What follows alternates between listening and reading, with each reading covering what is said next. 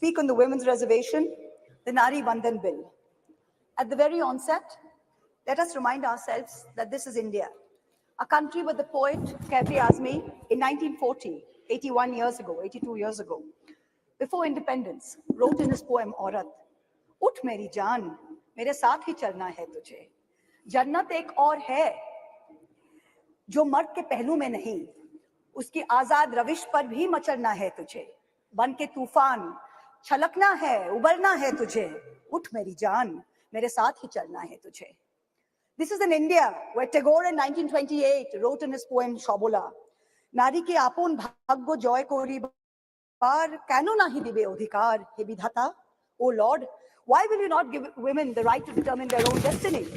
This is in India, where in 1946, when the Constituent Assembly was elected, 15 seats went to women who helped to draft the Constitution. Both the United States and the United Kingdom saw lengthy suffragette movements before women were granted the right to vote.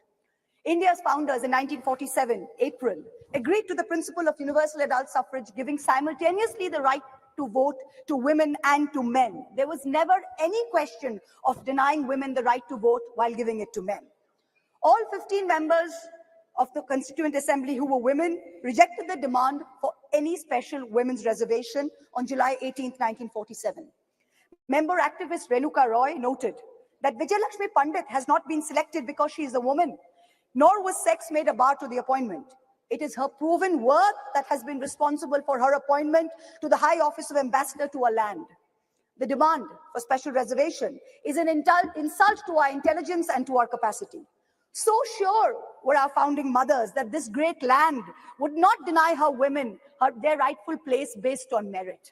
But alas, it is 75 years later. And today it is both my pride and my shame that I stand here as a woman in India's parliament speaking on a women's reservation bill. It is my pride that I belong to the All India Trinamool Congress, a party that sends 37% women among its members to parliament. It is my chagrin that I belong to a Lok Sabha, a house of the people, that on aggregate has only 15% of its members as women, far below the global average of 26.5%, and also below the Asian regional average of 21%.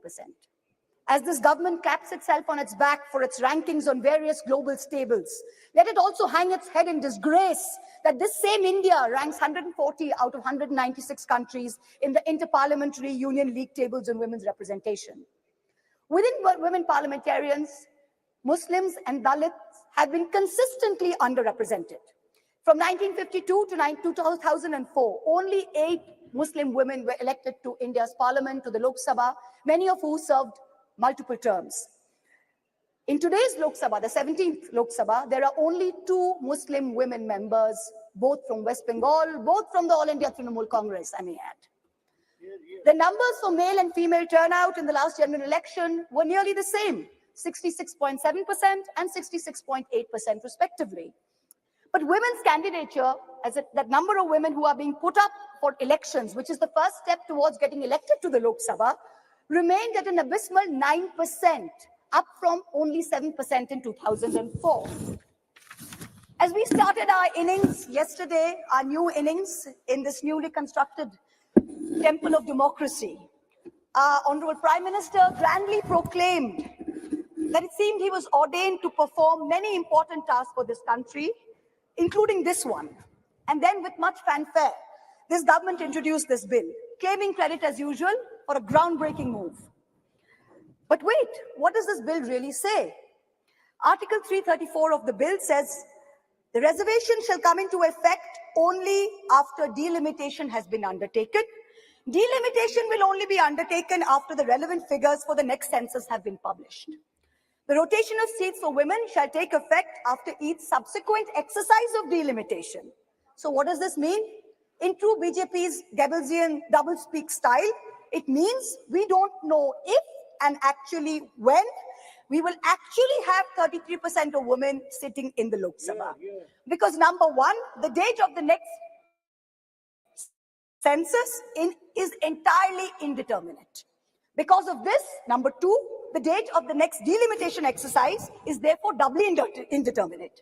It is also controversial, as my esteemed colleague Kanimoji from the DMK spoke, she said, according to the data, we will have an increase of 0% in the number of seats for Kerala, 26% for Tamil Nadu, but a whopping 79% increase for both Madhya Pradesh and Uttar Pradesh.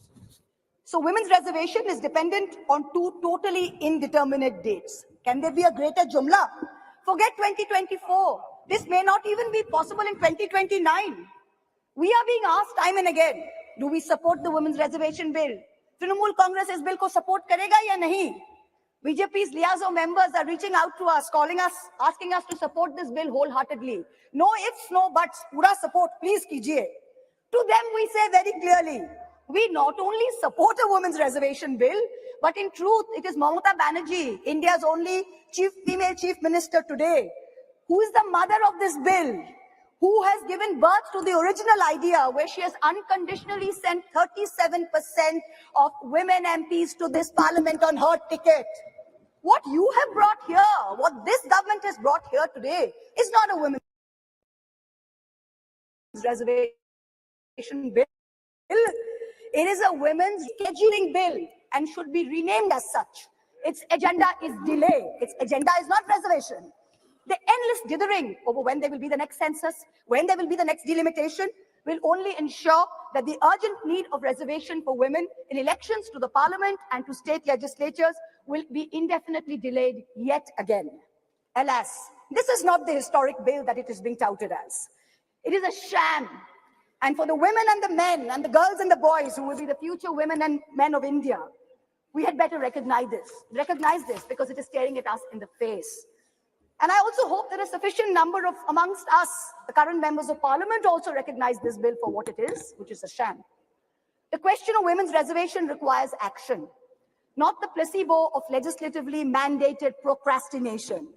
To the government and the ruling party, I say this: give us this day our equal rights. We hold up half the sky. Give us at least a third of our earth. Mamata Banerjee and the Trinamool Congress have already walked the talk. We don't need to go on record to show this country that we support this bill. We have already sent more MPs than what this bill even envisions. It is you, this government, this ruling dispensation that needs to go on record. You need to support us, not the other way around. You need to send more than 33% MPs to this parliament. When this government wanted to protect cows, and I support the move, make no mistake, you did not wait to count the number of cows. You did not wait to see whether the cow was a Jersey or a Gir or a Sahiwal. You just went and built the cow shelters. Are we women any less that we have to wait while you count numbers and you draw lines? We don't need any more vandans. We don't need any more vandanas. Thank you very much. What we need is direct action. Honorable Prime Minister, this is your moment to really show us all कि Modi hai to Mumkin hai. Implement the reservation bill immediately based on today's voters list. Send 33% women to parliament. Send 33% women to parliament in 2024 from the BJP the way our party has done. Support us unreservedly. In conclusion, I can only echo the poet Rihanna Ruhi's words. दिल के बहलाने का सामान ना समझा जाए, हमको अब इतना भी आसान ना समझा जाए. हम भी लोगों की तरह जीने का हक मांगते हैं, इसको बगावत का ऐलान ना समझा जाए. Thank you very much. Thank you. Shrimati Smriti Irani ji.